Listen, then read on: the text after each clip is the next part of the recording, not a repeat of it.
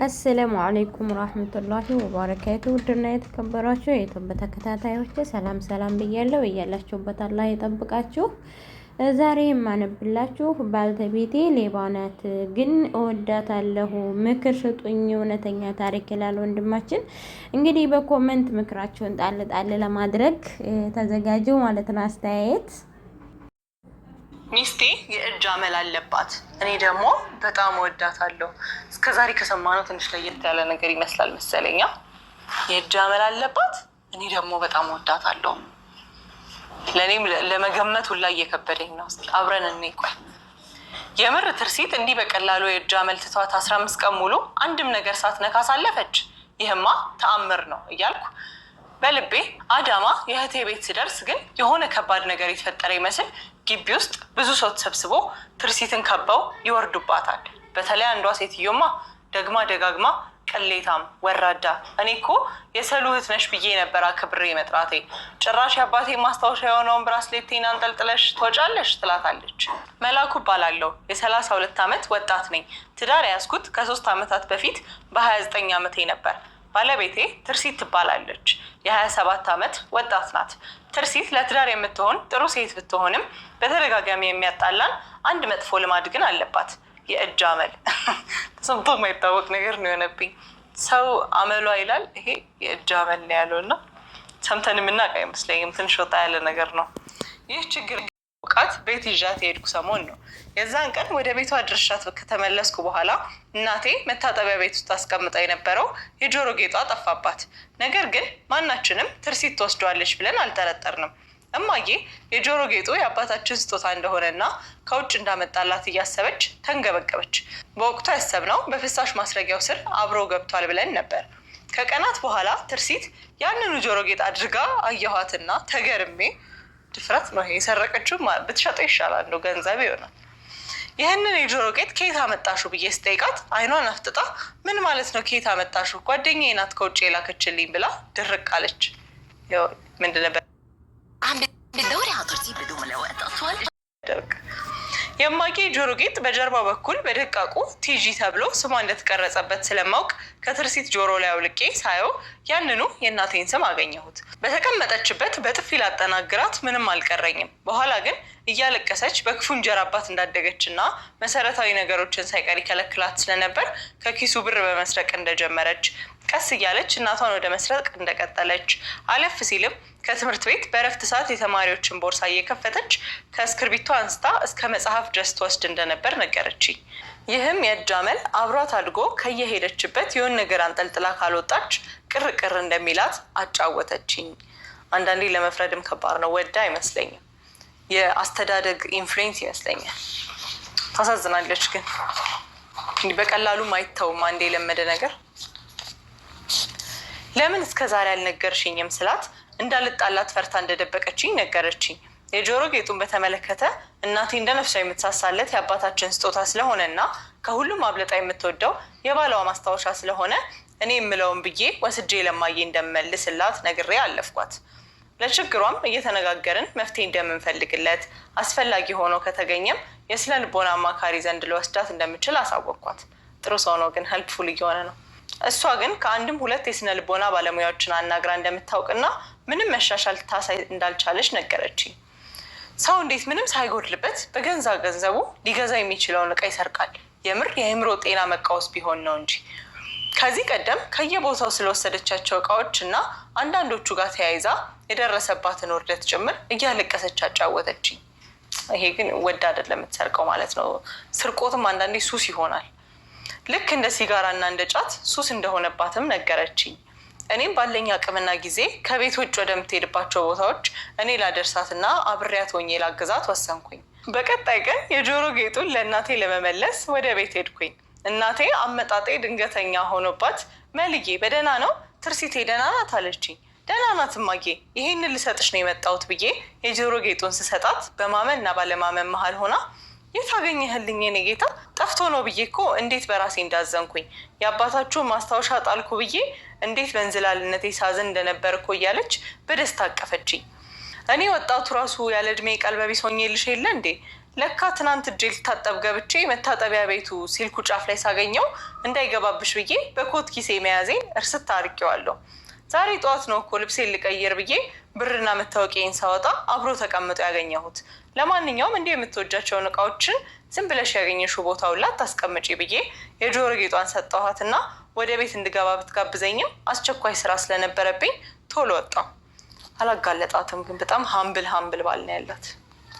አንድ እሑድ ቀን ትርሲት እየተበላሸ ሲያስቸግራት የነበረውን ስልኳን መቀየር እንደምትፈልግ ነግራኝ ስልክ ቤት እንድወስዳት በጠየቀችኝ መሰረት ጥሩ ወደሚባለው ሞባይል መሸጫ ይዣት ሄድኩኝ።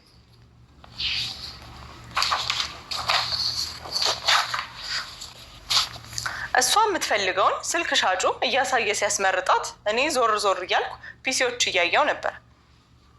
በስተመጨረሻም የምትፈልገውን አይነት ስልክ እንዳገኘች ነግራኝ ሂሳብ ከፍለን እቃችንን ይዘን ወደ ቤት ተመለሰን።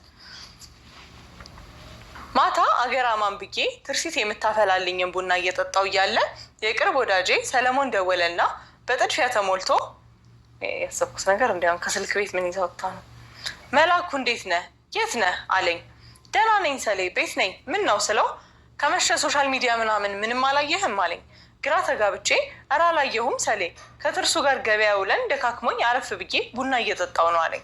ምን ነው ችግር አለ እንዴ ስለው አዎ መሌ፣ እስኪ አንዴ ቲክቶክ ላይ የላኩልን ያው አለኝ። በዘመነ ካሜራ ተቀርጻ እንዳይሆን ብቻ ከባድ ውርደት ነው የሚሆነው። ወደ ቲክቶክ ስገባ ያየሁትን ማመን አቃተኝ።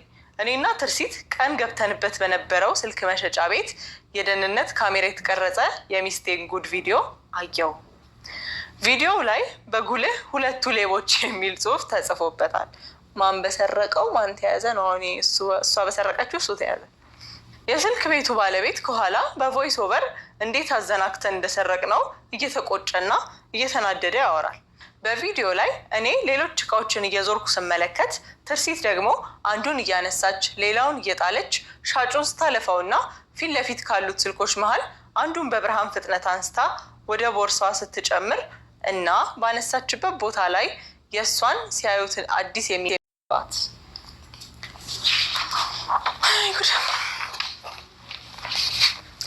ዝም በይ ሌባ፣ የሌባ አይነ ደረቅ መልሶ ልብ ያደርቃሉ።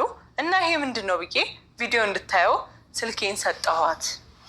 መካድ አትችልም። አሁን ይሄን ስታየው መካድ የማትችለው እውነት ሆነባትና ስቅስቅ ብላ ማልቀስ ጀመረች። አሁን ደግሞ የሆነ ስቶሪ ልትሰጠው። ይቅር በለኝ መልዬ፣ እኔ እኮ ደጋግሜ ሞክሬያለሁ፣ ግን ራሴን መቆጣጠር አልችልም። በቃ የሆነ ቦታ ሄጄ የሆነ ነገር ይዤ ካልወጣው እጄን ይበላኛል። አንድ ቀን እንደሚያዋርደኝም አውቃለሁ እኮ ስትለኝ ይኸው ተዋርዳለች እኮ ኦልሬዲ። ይብስ ተናድጄ አንድ ቀን እንደሚያዋርደኝ ከዚህ በላይ እንዴት ሆነ እንዋረድ? ሳይቸግራቸው ሳያጡ የቀለሉ ቅሌታሞች ተባልን እኮ። ትርሱ እኔም በዚህ ድንጋይ ታስገምችኛለሽ? እሺ አሁን ስልኩ የታል ስላት ምን ልታረገው ነው አለች። ወስጄ ለባለቤቱ መልሰዋለሁ አልኳት። አይሆንም፣ እኔ ነኝ የምመልሰው፣ የሰረኩት እኮ እኔ ነኝ፣ አንተ ምን ቤት ና አለች። ሄዳ እንዳሸጥልን። ተደብድበሽ ታውቂያለሽ ስላት ግራ ተጋብታ አዎ የእንጀራ አባቴ በሰረኩ ቁጥር ነበር የሚደበድበኝ አለች። ሚን አልአስናን ፊትና ቁመና ነው በግልጽ የሚታየው። ቪዲዮን ደግሞ እስካሁን ብቻ 750,000 ሰው አይቶታል። በዛው ተቀባብለውታል። ከዚህ ውስጥ ምን ያህሉ የዛ ሰፈር ሰው ሊሆን እንደሚችል አናውቅም። እንደ ባብ ከበው ቢቀጠቅጦሽ የማን ያለት ያለሽ አልኳት። አንገቷን ደፍታ በዝምታ ጥቂት ሀሳብ ባረገችና መኝታ ቤት ትንሿ መሳቢያ ውስጥ ነው ያለው ብላ ከቱታዋ ኪስ ውስጥ ቁልፍ ሰጠች። ተቀበልኳትና ለተወሰነ ጊዜ እናትሽ ቤት መሄድ አለብሽ አልኳት። ቻላት መሰለኝ፣ ትንሽ ይከብደዋል ደግሞ ለሱ። እንደገና እየተንሰቀሰቀች መሌ በእናትህ የእንጀራ አባቴ ይህንን ከሰማ ቀጥቅጦ ነው የሚገለኝ፣ ደግሞ እስካሁን ቪዲዮን አሳይተውት ነው የሚሆነው አለች። ጭንቁስ ገባች። ባሏም ተጨንቆ ነው ደግሞ ትንሽ ከቻላትም ከተበሳጨ በጣም እንትን ሊላት ይችላል። አባት ደግሞ አባት ነው መፍትሄው። እሺ እንደዛ ከሆነ ናዝሬት ታላቅ እህቴ አለች፣ እሷ ጋር ትቆያለሽ። ለብቻዬ ሆኜ ነገሮችን አጥርቼ ማሰብ እፈልጋለሁ። አታስቢ ሰላም በጣም ጥሩ ሰው ናት። ሁኔታውን ብነግራት በቀላሉ ነው የምትረዳሽ አልኳትና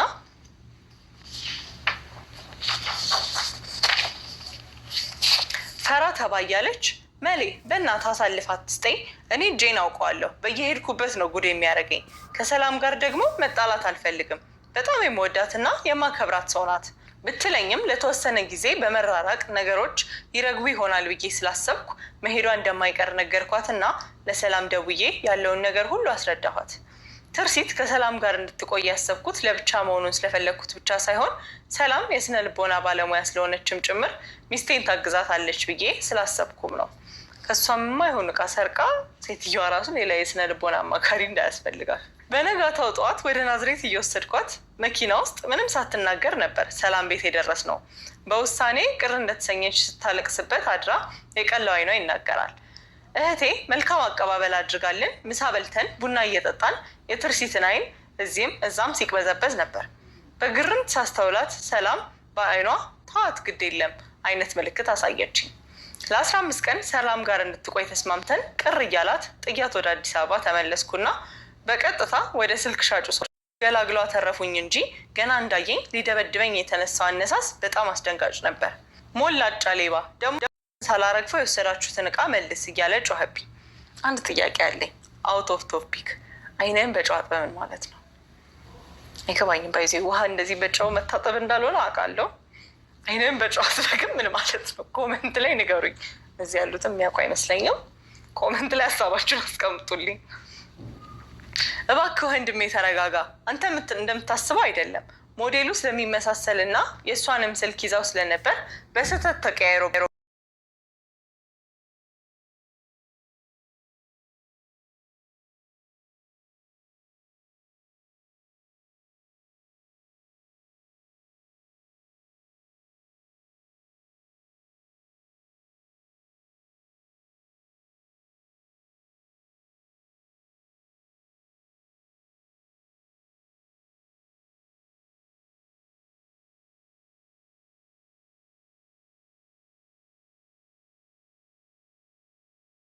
በተበተች የቀያየረችው ለዛ ነዋ። ምን አይነቱ ቅሌታም ነህ? ሲያዩ ጥሩ ሰው ትመስላለህ፣ ውስጥ ግን መሰሪ ነው። ወንጀልህን በአደባባይ ሳሰጣብህ ጊዜ መውጫ መግቢያ አተህ ነው አይደል? እንዲህ በቀላሉማ እንላቀቅም። ከነበቂ ማስረጃዬ ወደ ፖሊስ ጣቢያ እንሄዳለን። መለሰልህ እንዲህ በቃ። ዛሬ እኔን መለስክልኝ ብዬ ብተውህ ነገ ካሜራ የሌለበት ቤት ስትገባ የማትያዝበትን ስርቆት ፈጽመ መሰወርህ አይቀርም። አመል እንደው ክፉ ነው አይለቅም አለና ለፖሊስ ለመደወል ስልኩን አወጣ። አሬ እኔ ወንድም በፈጠረ እኔ ከአንተ የምሰርቅበት ምንም ምክንያት የለም። ራሴ የማስተዳድራቸው 2 ትልልቅ ድርጅቶችና እኔም ባለቤቴም የየራሳችን መኪኖች አሉን። ካላመንከኝ ይኸው ብዬ ቢዝነስ ካርዴንና ስልኬ ላይ ያሉ አሳማኝ የመሰሉኝን አንዳንድ መረጃዎች ውጭ ፓርክ ያረኳትን መኪናዬንም አሳየሁት። የባሰ ተናዶ እንኳን 2 ትልልቅ ድርጅት ሊኖርህ በቀን 2 አትበላም አንተ። እንዴት ነው እኮ ያናገረው? ሀብታም እየመሰላችሁ እየመጣችሁ ሿሿ እየሰራችሁ መሄዱማ ከተነቃበት ቆየ። እንኳን ይሄ የኪራይ መኪና የመኪና ፋብሪካውንም ብታመጣ አንዴ ከተነቃ ተነቃ ነው ብሎ ወደ ፖሊስ ደወለ። ብዙም ሳይቆዩ ፖሊሶች መጡና ጣቢያቸው ለምርመራና ለጥያቄ ብለው ወሰዱኝ። ጣቢያ ከደረስን በኋላ የቅርብ ወዳጄ ለሆነ አንድ ዋና ኮሚሽነር ደወልኩለትና ጠራሁትኝ። መቼም ሰው ያለው ሰው ወድቆ አይወድቅምና በደቂቃዎች ውስጥ ጉዳይን አስረድቶልኝ በሰላም ወደ ቤት የተመለስኩኝ። ስልክ ሻጩ ግን በንዴትና በእልህ ዛሬ ሰውና ገንዘብ ስላለህ ልታመልጠኝ ትችላለህ፣ ደግሞ እጄ ላይ የጣለ ቀን አንተም ሚስትህንም አፈር ከድሜ ነው ማበላችሁ ብሎ ዝቶብኝ ወጣ። ከመሸ እህቴ ደውላ ከትርሲት ጋር ጥሩ ቀን እንዳሳለፉና ብዙ እንዳወሩ በቅርብ ሰዎች ክትትልና እገዛ እንደ ማንኛውም ሱስ ማገገም የሚችል አመል እንደሆነም ነገረች። ተመስገን። እሱ ታሰረ በሷ ግፍ፣ ግን የእሷም የሚድን አይነት ከሆነ ተመስገን ነው።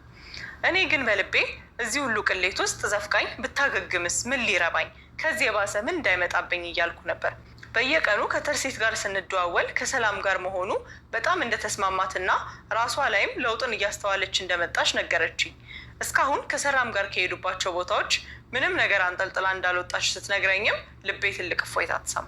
የእኛም ልብ እፎይታ ተሰምቶታል። ባይዞ የሚተው ነገር ይመስለኛል፣ ግን ማንኛውም ሱስ በአንዴ አይተውም። ስትሩ ፕሮሰስ ነው። አንድ ሰርቃ አንድ ከዛ በ3 ቀን ከዛ በ5 ቀን እያለ ሊተዋት ይችላል። ከ15 ቀናት በኋላ መልሼ ላመጣት ወደ አዳማ ስሄድ ከውስጤ ብዙ ነገር እያውጠነጠንኩ ነበር። የምር ትርሲት እንዲህ በቀላሉ የእጅ አመሏ ትቷት 15 ቀን ሙሉ አንድም ነገር ሳትነካ ሳለፈች? ይህማ ተአምር ነው እያልኩ ነበር በልቤ። ካሜራ ስለሌለ ይሆናል። አዳማ የእህቴ ቤት ስንደርስ ግን የሆነ ከባድ ነገር የተፈጠረ ይመስል ግቢ ውስጥ ብዙ ሰው ተሰብስቦ ትርሲትን ከበው ይወርዱባታል። በተለይ አንዷ ሴትዮማ ደግማ ደጋግማ ቅሌታም፣ ወራዳ፣ እኔ እኮ የሰሉ እህት ነሽ ብዬ ነበር አክብሬ መጥራቴ፣ ጭራሽ የአባቴ ማስታወሻ የሆነውን ብራስሌቴን አንጠልጥለሽ ትወጫለሽ ትላታለች። የትርሲት ባለቤት እንደሆንኩ ተናግሬ ምን እንደተፈጠረ ሳጣራ ትርሲት ቤት ውስጥ ብቻዋን ተቀምጣ ስለነበር ቡና እንድትጠጣ ከተጠራችበት የጎረቤት ቤት የወርቅ ብራስሌት ሰርቃስ ልትወጣ ስትል አደናቅፋት ወድቃ ጉድ እንደሆነች ነገሩኝ። ወደምታለቅሰው ትርሲት ጠጋ ብዬ አቀፍኳትና ምን ይሻልሻል ትርሲት፣ እንዳልተውሽ እንደኔ የሚችልሽ ሰው አይኖርም ብዬ ፈራለሁ። እንዳልይዝሽ ደግመሽ ደጋግመሽ እየተሸነፍሽ አደከምሽኝ አልኳትና ተሰረኩ ወደምትለዋ ሴትዮ ዞር ብዬ እጇ ላይ ያለውን ብራስሌት እያየው በቁጣ አሁን እቃሽ ተመልሶልሻል አይደል እንዴ? በቃ እሱን ይዘሽ ወደ ቤትሽ ግቢ፣ እናንተም ተበተኑ፣ ድራማው አብቅቷል ስላቸው አንዷ ከዚህ በፊትም እኔ ቤት ለቡና መታ ታውቃለች፣ ሳናውቅ የወሰደችብን እቃ ሊኖር ስለሚችል የሰላም ቤት እንዲፈተሽ እንፈልጋለን፣ አይ ካላችሁ ግን ፖሊስ እንጠራለን ብላ ሌሎቹንም አሳመፀቻቸው። አንድ አሮጊት ነች። ወደ ትርሲቴ ዞሬ በጥያቄ አይን ሳያት መለይሙት ከዛሬ ውጪ ምንም ነገር አንስቼ አላውቅም፣ ተሽሎኝ ነበር እኮ እያለች መንሰቅሰቅ ጀመረች። ሴቶቹን እንደምንም አረጋጓቸውና ሰላም ስትመጣ የበለጠ ነገሩን አረገበችው። ሁሉም ሰላምን አብስተው ስለሚወዷትና ስለሚያከብሯት ከቃሉ አይወጡም። ከትርሲት ጋር ወደ አዲስ አበባ እየተመለስን ሙሉ